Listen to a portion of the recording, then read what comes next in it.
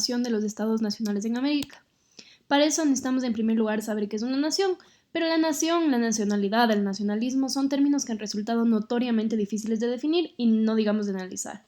La palabra nación tiene dos acepciones. La una es la nación política, en el ámbito jurídico-político, que es básicamente la soberanía constituyente de un Estado.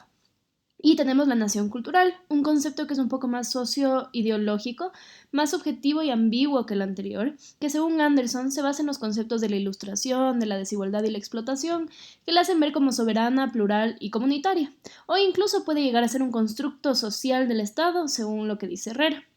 Para este análisis nos atendremos a la definición jurídico-política. Entonces, ¿cómo se crearon en América? Para esto es importante saber y entender el contexto político. Entonces, en la parte de Hispanoamérica, todos ellos eran incluidos los Estados Unidos, estados criollos, formados y dirigidos por personas que compartían una lengua y una ascendencia común con aquellos contra quienes luchaban. Los movimientos liberalistas en Europa estaban influenciando los territorios americanos, pero las rebeliones criollas concibieron más temprano esta idea de nacionalidad, a la final dividiendo un imperio hispanoamericano en 18 naciones. Quizás el contexto más importante es la supuesta o llamada Segunda Conquista de América. Las políticas de Carlos III alarmaron a las clases criollas, creando un sentimiento liberal aún más grande. Las Américas ya eran unidades administrativas, lo fueron desde el siglo XVI al siglo XVIII, pero claramente tenían control de la corona por el medio.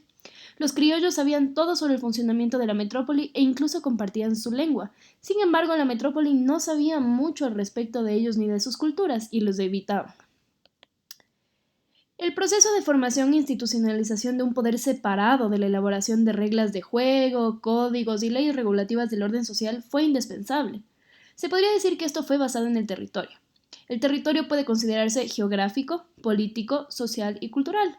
Y en estos últimos tres, América prácticamente no tenía su propio territorio. Iniciando por luchas como la capitulación, que era un diálogo de ofertas y exigencia de concesiones, se crearon unidades políticas básicas, ya no solo administrativas. La fundación de poblaciones indígenas o indias con organización territorial fue un primer paso hacia su soberanía, pero todavía se veía influenciado por la corona, en temas como la presencia todavía de dos repúblicas, las ciudades y villas de los españoles y los pueblos de los indios de esta diferenciación. La concepción de soberanía era muy medieval para la península, como una relación más o menos jerárquico-piramidal del siervo con su señor y el señor con el rey. Esto, en conjunto con la creencia religiosa, creaba un Estado que controlaba todo.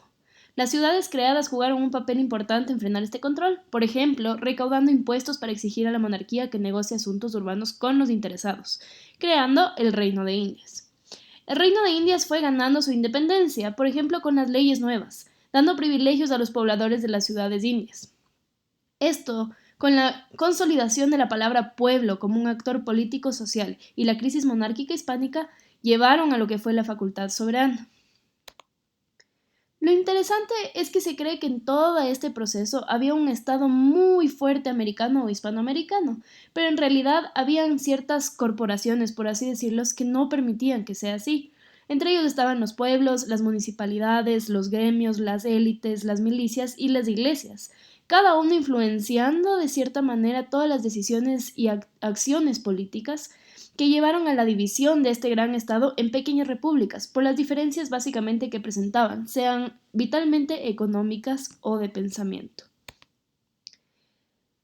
El proceso de creación de naciones o estados dentro de lo que fue América se ve influenciado por muchas condiciones políticas, económicas, sociales, ideológicas, pero básicamente podríamos decir que esto se da a partir de uno, la creación de un poder separado desde la península con todas sus diferenciaciones.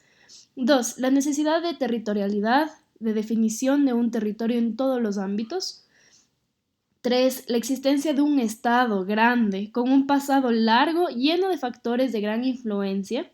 Y por último, una antigua élite cultural con poder administrativo, los criollos, que fueron quienes fueron los actores políticos de esto y diferenciaron a todo este gran Estado hispanoamericano en las diferentes repúblicas y naciones que conocemos hoy.